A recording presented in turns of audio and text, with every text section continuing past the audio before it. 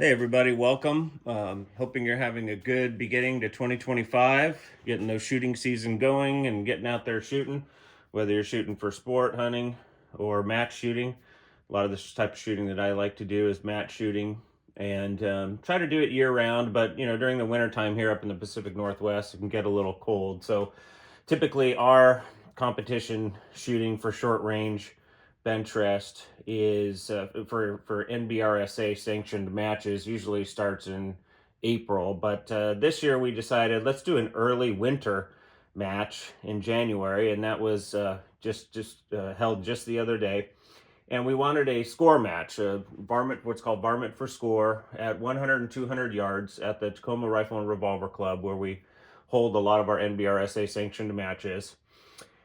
And so we went ahead and scheduled that, and it was a great turnout. We had I think all 18 benches were full, so we really had a good turnout. It was pretty cold in the morning, 20 something degrees. It did warm up. The sun came out, which was great, but that caused a little bit of mirage once the sun sort of hit the frosty ground and started melting the ground. You could see a little bit of a mirage boil, but it was a pretty upward motion one, easy to read through. But anyway, so the 100 to 200 score match it's a pretty simple format. This is one target, and you get sighters inside this box. That's what the S stands for, sighters. And so you get an unlimited amount here. So you can really kind of adjust your scope or figure out where that bullet is going in this sighter area. What I like to do is, shoot at the S, see where the bullet goes. In this case, it looks like it went up left, shot a couple, and then I adjust my scope. I aim back on the S, and then I click up, and then I click to the left, and then I put my reticle in the middle there, and then I go up to my bullseyes here and fire in. So essentially, the bullseye goes, you get 10 points if you're inside that first ring, 9 if you're not inside the 10 ring, but you're somewhere inside the 9, 8, 7, 6, 5, 4, 3, etc. And there's a dot in the middle, and if you hit the dot, you get kind of a bonus. So if you hit in the middle, you hit the dot, you get a 10, 1x. And that's your goal, is to hit in the middle there, hit that dot, so you get your 10 and an X. And so you can see on this first target, that's what I did. I hit 10x, 10x, 10x, 10x, 10x. So this is a perfect target right there. Now in this match, the X's count as tiebreakers. So you have to understand that you could have, let's say at the end of the match, 499 total points. I mean, you just dropped one. You were almost in that 10 ring, but you were in the 9. So you did a really great job. Let's say you had 30 X's and you really hammered and hit those X's really well. Let's say a shooter doesn't even hit an X, but they're always in the 10 ring and they get 500 0x. Well, that shooter with 500 0x's will place first because it's your points that place you. The X is then the tiebreaker. So in that example, let's say a different example. So, two shooters shot 498, but one had 27 X's and the other had 17 X's. Then the person who shot, and those were the two highest scores, then the person who shot the higher X count in that circumstance wins the match. And that's actually what happened to me in that match, but I'll describe that a little bit later. So let's talk about the equipment first. I took my rifle, which is my Schillen DGV. That stands for damn good varmint. Written right there. Schillen rifles out of Ennis, Texas. I use their action. It's a left port, left eject, and they have a nice bolt that goes with that action too. And so essentially what I did is loaded on the left, and then, when I went to, extracted the round and then grabbed the round from the inside of the action, or grabbed the brass from the inside of the action, placed it on my bench, and then grabbed another round and loaded it. So that's the Schillen action I use. And then I also use the Schillen competition trigger in this setup. Great trigger. Schillen produces really good products. So Had a lot of confidence going in with my Schilling DGV action and my Schilling trigger. And I used the Macmillan Edge stock, which has the light fill. There's kind of, you want to get it really light because you have a weight limit in these matches, okay? So you have to make sure you make the weight limit. So for making a weight limit for this type of match, I had to have the lightest Macmillan Edge I can get, okay? And then I used a Mark scope. It's a 10x60 variable power. And it's, yeah, really, really good optics. It is stayed true, good true click values. It's very steady, good scope, very good scope. And then I use Burris rings. I like the Burris rings. The inserts in the rings allow you to get a really good center with your scope, so that you're not on the edge of, the elevation or your horizontal, your windage. It allows you to really get those centered and then center the scope with the inserts in it, and then you crank that ring down and bam, you're all set. The barrel on it is a Krieger 17 twist. And this barrel has now about 2,400 rounds down it and is still hammering. So I'm very happy about that. All right, so those were the components. Now, what did I do in terms of loading? The first thing is you have to use really good, super high quality bullets. I mean, that is a gimme in this kind of scenario. If you're using low quality bullets, your chances of doing well are pretty low. So I use the PRP Voodoos. The ones in particular that I use, I mean, there's a number of different types that you can get, but the type that I have found works extremely well in not only this 30BR, I have another 30BR rifle, and both of them shoot this particular one really well. It's on 924 J4 jackets. It's a 7 ogive, and it just seems to hammer. I think it's 115 grain. Anyway, just hammers. I mean, I have tried other hand swaged custom bullets, and they perform well, but this one just seems to perform the best for me in both of my 30BRs. So bonus. Okay, and then what I did is I used this, and I know I just did a video on this, but this is the Todd Criswell bench priming tool. Actually, it's not a bench priming tool. It's a tool that holds a hand priming tool at the bench. So it is very unique that way. Typically, you only have sort of two things. You either have a hand priming tool or you have a bench priming tool, okay? This tool enables you to take your hand priming tool and make it into a benchtop tool where it's held in place securely and you're priming, okay? In my original video on this product, I had the grub screws loose, so I was pulling the tool in and out. But for this video, I want to show you, once you set those screws in the back to clamp it down, this thing doesn't move. I mean, it is in there solid, and I use this to prime all my cases. And again, super, super important. One of the biggest factors in precision out of all of my testing that I've done is primer seating depth, okay? So I don't want to understate the importance of having a good tool, like the Sinclair tool, which is, I'll go over the advantages of the Sinclair tool, but having it clamped down on a bench top like this, to me, is ideal. I compare it to the Lee, okay? You all know or probably seen my videos, or if not, I'll do a brief kind of review. The Lee I have on my bench because it's not rim thickness dependent. So rim thickness dependent priming tools where the rim of the brass, let me pull out a piece of brass here to show you. This piece right here called the rim, okay? If your priming tool uses a standard shell holder, it goes in the shell holder, but you can pick it up and down. You can feel it, there's some slop in it. And so when you're using a tool where there's that slop, the thickness of that rim is going to determine your primer seating depth. And that rim thickness can vary. You can have, super high variations in it. Sometimes you get good lots of brass that have very low variations, and it really doesn't matter. But I don't like to take that to chance. I like to go ahead and know that, the tool I'm using is not dependent on that rim, and that's what the Sinclair is.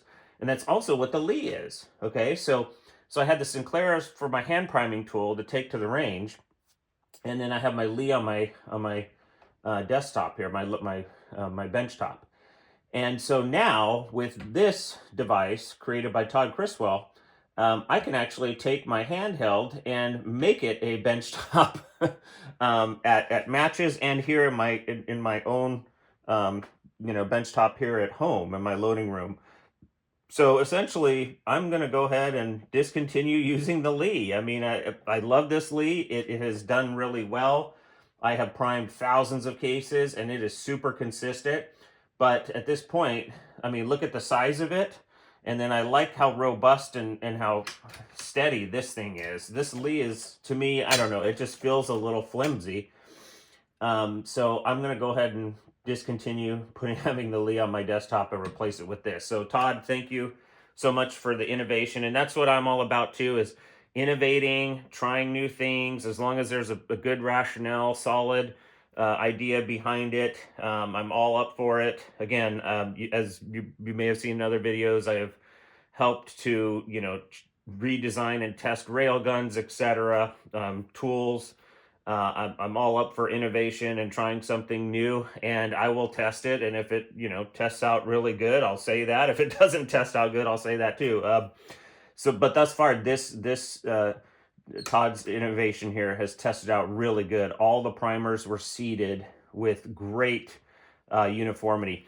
And another cool tool, which I will be displaying pretty soon, is this one here called the Rabbit Hole Precision tool. And this thing can measure tons of different things, but I used it to measure primer seeding depth, okay? And again, once this tool becomes available widely on the market, I will do a video review of it. But I did a preliminary sort of testing with it. It checks out really great. Thus far, it's been measuring a few different things for me with great reliability. And so I will be getting my hands on kind of a final version of that and creating a test video. So, but really good tool. I use it to measure all my primers for this match. And again, super uniformity when you use a non-rim thickness dependent tool, primer tool actually. Okay, so there you go. And then one other thing that I did as part of load development for this match is, since I'm using a 30 BR, I use my 30 caliber bushings, and all I use are bushings. I know that there's a huge debate and a lot of questions about, mandrel versus bushing, or, is it better to just bush only or mandrel and bush, whatever. Lots of debate about it. I personally just use bushings, but I do plan on testing that idea though. I mean, I think there's merit in testing to see, does one or the other produce better results in terms of, neck uniformity or results on target, precision, etc. So we'll go ahead and test that, and see what happens. But when I went to go load for this match, I pulled out my ammo box and opened it up, and there was a note in there that said, you need new brass. And usually when I write notes to myself, and again, I have not shot this rifle in, it may be 9 months to a year, so it's been sitting for quite a while. I have another 30 BR that I shoot for a routine 300-yard BR score match up in Kenmore area, Washington. So I don't use this one for that. I use this one for sanctioned matches, and the last sanctioned match was a while ago, so it's been sitting for a while. So I went ahead, saw that note, and thought, okay, I better go and do all my brass prep, which I did.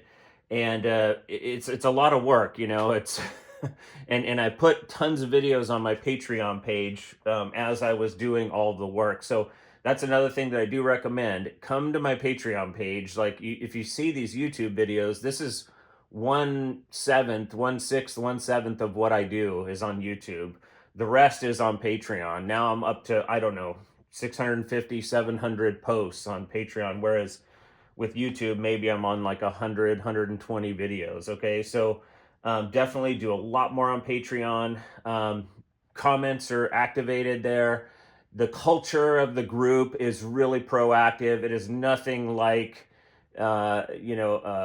inaccurate shooter and all of those other, I don't know what to even call them. It's just an open forum for nonsense, basically.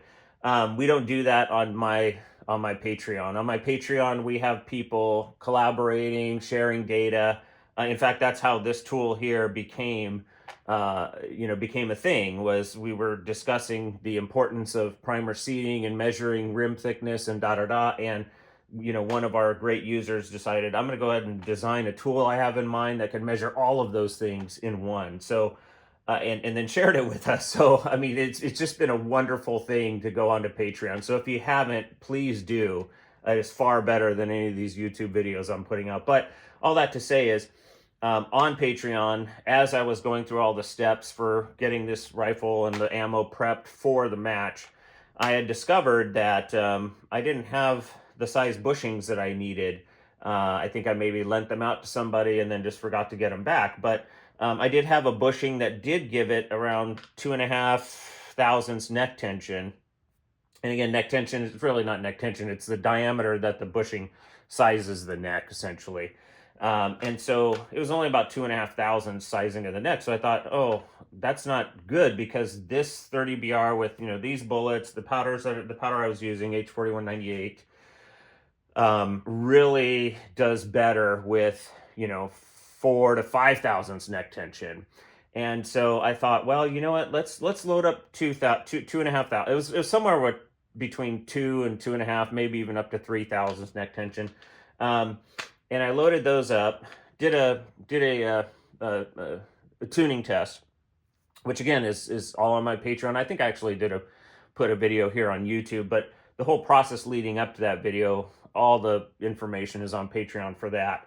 And discovered, not discovered, but confirmed what I've already seen in previous testing, that yes, there is an ideal neck tension rate for certain cartridges, certain bullets, powder combos, etc. And so when I did the test with the 2.5, it didn't look good. I was not happy. I was like, oh no, I'm gonna place near last if I have this tune. And so luckily, Bullet Central, whenever I order things from them, they're very fast about sending them. So thank you, Bullet Central. They sent me I ordered these Micron Precision bushings. Very good bushing. And I got the right size. I actually got two sizes. I thought, let's get the 3.5 thousandths, and let's get the 4.5 thousandths neck tension bushing. So I did, and I actually tested both of those and juxtaposed them, put them side by side. You could see the progression from, kind of a decent tune. I mean, I wouldn't call it a poor tune, but I wouldn't call it a good tune either. From the 2.5 thou, compared it to the 3.5 thou, you can see it started improving. Less flyers, groups are a little bit tighter, POIs were consistent, group shapes were starting to look better. And then you hit, 4.5 thousandths neck tension, and you see just group shapes start to circle up, no more flyers. You could just see the marked difference. And that's a finding that I have found with pretty much every cartridge that I load. I pretty much have what I call an ideal neck tension profile. And to me, neck tension is a set it and forget it style variable. So once I find okay, this neck tension gives a wider tune window, better tuning, then I just set it and forget it at that point. Okay. It's kind of like seating depth with a bullet. I mean, once I find optimal seating depth on that bullet, I typically set it and forget it. Very, very, very unlikely or unneeded to go ahead and change that variable in any way. So anyway, so I just want to thank everybody that has played a role in this. PRP bullets, again, awesome bullets. I use the Voodoos for my 30 caliber. Todd Criswell with the innovation here to make my handheld priming tool into a benchtop priming tool to make it a lot easier to prime. It is a lot easier than my Lee. My Lee is going away. Rabbit Hole Precision with their RPG measuring tool, which again, very soon I will put out a video on the utility of this tool and all of the great things that it does. Schillen Action Trigger, March Scope, Macmillan Edge Stock, Krieger Barrel, all good stuff, high quality stuff. And what that culminated in is at 100 yards, I won the aggregate. Okay, and I got first place on that. So I was really happy about that. And then, once we went to 200 yards, I think I got second place in 200, but at 200 yards, the wind really kicked up. And so it was had to read the wind really well. And so I ended up getting second. I dropped a couple points, but overall, for the aggregate for 100 and 200 yards, I think I had shared the highest score with one other shooter. I think it was a 498. Don't quote me. The results will be in the NBRSA magazine soon. But I had a higher X count. And what I try to do in these kind of matches is I try to load up really high X counts at 100 yards because, frankly, it's just easier to get X counts at 100 yards because I got a 30 caliber bullet, which has a huge diameter hole. And to me, that's a great advantage from, like, let's say a 6mm. A lot of people were shooting the 6 PPC cartridge in this match. And to me, it's like, well, I like the advantage of that much larger bullet hole because it's so big. If you get it kind of really good in that 10 ring, it usually just bam hits that dot. So it was pretty easy to amass a high X count. There's 54X, another 54X, a 55X, and then another 54X. So you could see how to me it was, let's get a high X count, and then at 200 the strategy really was, I just want to stay in the 10 ring. It's great to get an X and to add to your X count, but I just want to stay in that 10 at 200. So it was a lot of wind reading. And anyway, so after all of that totaled up, took the overall aggregate for that match. So very happy about that, and very happy about all of the great components that came together to enable me to shoot really well.